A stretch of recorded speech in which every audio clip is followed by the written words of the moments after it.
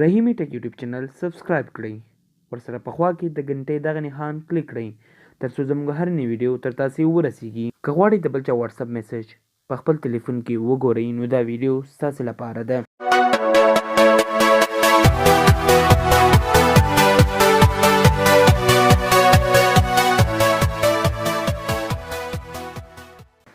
سلامونه، زه رحیمي تاسې ټول ته په رحیمي ټک یوټیوب چینل کې ښه راغلاست وایم. زموږ نننۍ ویډیو څنګه کولی شو د بل چا واټساپ میسج په خپل تلیفون کې وګورو. دا طریقه ډیر اسانه ده. د دې طریقې لپاره تاسو ته هیڅ کوم سافټویر او یا هم کوم اپلیکیشن انسټال کولو اړتیا نشته. ویډیو کې مخکې تلو له مخکې تاسو ټول څخه یوه هیله چې دې طریقې څخه ناوړه استفاده مه کوئ. دا طریقه یوازې ستاسې د پوهاوي لپاره. نو دې طریقې لپاره به تاسې خپل د ملګري تلیفون د 2 دقیقو لپاره به واخلئ او د هغه فون ته به لاړ شئ. کله چې د هغه فون ته لاړاست د خپل ملګري تلیفون نو بیا به *2 د هغه په تلیفون کې دې کوډ نه بعد به تاسې خپل شمیره ووهئ. خپل شمیره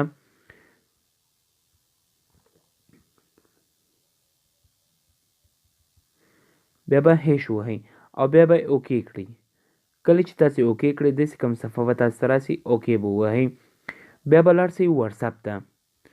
کله چې واټساپ ته لاړاست یعنې نوی اکاونټ چې څنګه تاسې جوړوئ نو داسې صفحه به تاسې ته راسي، اګري اینډ کنټینیو به ووهئ. دلته به تاسې څخه شمیره اخلي.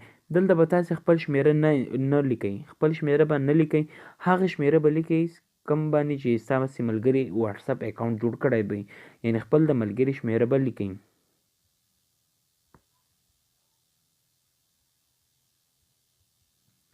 کله چې مو خپل د ملګري شمیره ولیکل بیا به نیکسټ کلیک کړئ. بیا به اوکې کړئ. اوکې نه بعد به دلته تاسې ته ګورئ یو ریسنټ ایس ایم ایس دی، یو کال می دی. تاسې به ایس ایم ایس نه دغه کوئ، کال می به تاسې ووهئ.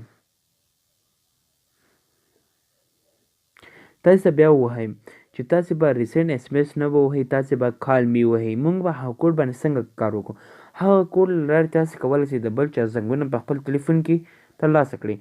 نو کله چې تاسې کال می ووهئ نو تاسې ته به زنګ راسي، ستاسې تلیفون کې به زنګ راسي. کله چې ستاسې تلیفون ته زنګ راغله هلته به تاسې ته کوډ ووایي. کله چې کوډ درته وویل هغه به دلته ولیکئ.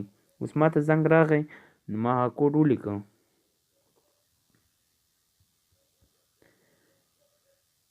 ګورئ کالمي به تاسې ووهئ. کله چې کالمي ووهئ تاسې ته زنګ راځي، هغه زنګ کې تاسې ته کوډ ووایي. کوم کوډ چې تاسې ووایي تاسې به په کتابچه کې ځان سره ثبت کړئ. ثبت کول نه بعد به تاسې خپل هغه اکاونټ کوم باندې چې ستاسې نوم ورکړئ، کوم چې ستاسې ملګری نوم ورکړی دی، نیکسټ به کلیک کړئ. نو دغه رقم د هغه واټساپ به ستاسې تلیفون کې خلاص کړي. نو چې هغه د کم ایس ایم ایس کم میسج چې یا کم زنګ و ویډیو چې هغه ته راځي، هغه ایس ایم ایس هغه ویډیو به ستاسې تلیفون کې هم راځي. نو دې طریقه تاسې کولی شئ د بل چا د واټساپ میسج په خپل تلیفون کې ترلاسه کړئ. دا و زموږ نننۍ ویډیو کې آخر کې بیا هم تاسې ته وایم چې دې څخه ناوړه استفاده مه کوئ. که ویډیو مو خوښ شوي نو ویډیو در سره لایک کړئ، زموږ چینل در سره سبسکرایب کړئ او د خپل نور ملګرو سره دا ویډیو شریکه کړئ. خدای په امان.